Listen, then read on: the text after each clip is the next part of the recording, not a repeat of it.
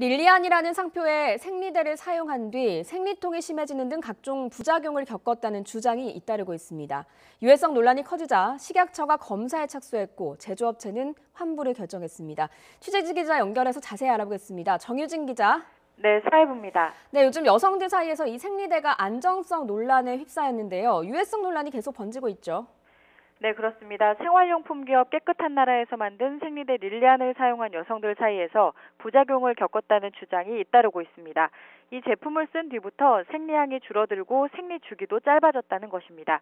시민단체인 여성환경연대가 릴리안 생리대 부작용 사례를 접수한 지 이틀 만에 제보 건수가 3천 건을 넘었습니다. 논란이 확산하면서 식약처는 수거 검사에 착수했는데요. 앞서 지난 2015년과 지난해 그리고 지난 4월과 5월에 식약처가 실시한 생리대 품질 검사에서는 모든 제품이 이상이 없다는 결과가 나왔습니다. 하지만 생리대가 의약 외품으로 분류돼 있어서 검사 기준이 허술했던 것이 아니냐는 지적이 나오고 있습니다. 여성의 민감한 부분이 닿는 물건인데 흡수체, 인조섬유, 색소, 펄프처럼 많은 화학 성분이 첨가됩니다.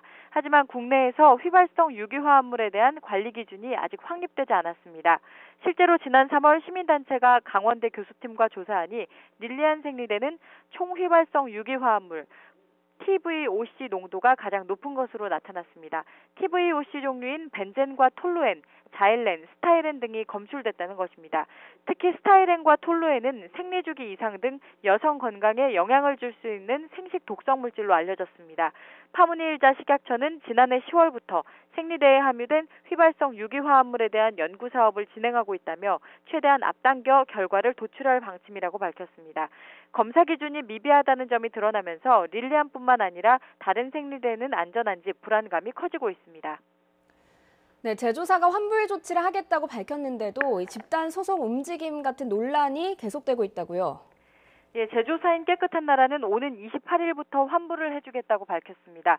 제품 개봉 여부나 구매 시기, 영수증 보관 여부와 상관없이 깨끗한 나라 소비자 상담실과 릴리안 웹사이트에 신청하면 환불받을 수 있습니다. 대형마트도 판매를 중단한 상태입니다. 또 시민단체인 여성환경연대는 오늘 오전 기자회견을 열었는데요. 환경연대 측은 접수된 피해자들을 조사해보니 릴리안 생리대를 사용한 여성의 75%가 월경 기간이 감소했다는 조사 결과가 나왔다고 밝혔습니다. 따라서 제조업체인 깨끗한 나라의 인과관계를 밝히는 역학조사와 생리대 성분 분석, 공정 과정에 대한 정밀한 조사와 관리 규제 방안이 필요하다고 촉구했습니다. 파문이 커지면서 집단으로 법적 소송을 준비하는 움직임도 있습니다.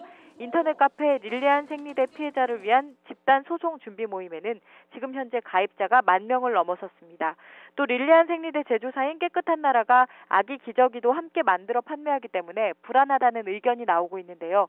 시민단체들도 이번 사건을 계기로 정부가 생리대 전수검사와 함께 기저귀, 팬티라이너 등 피부에 닿는 비슷한 물품을 모두 검사해야 한다고 목소리를 높이고 있습니다. 지금까지 사회부에서 YTN 정유진입니다.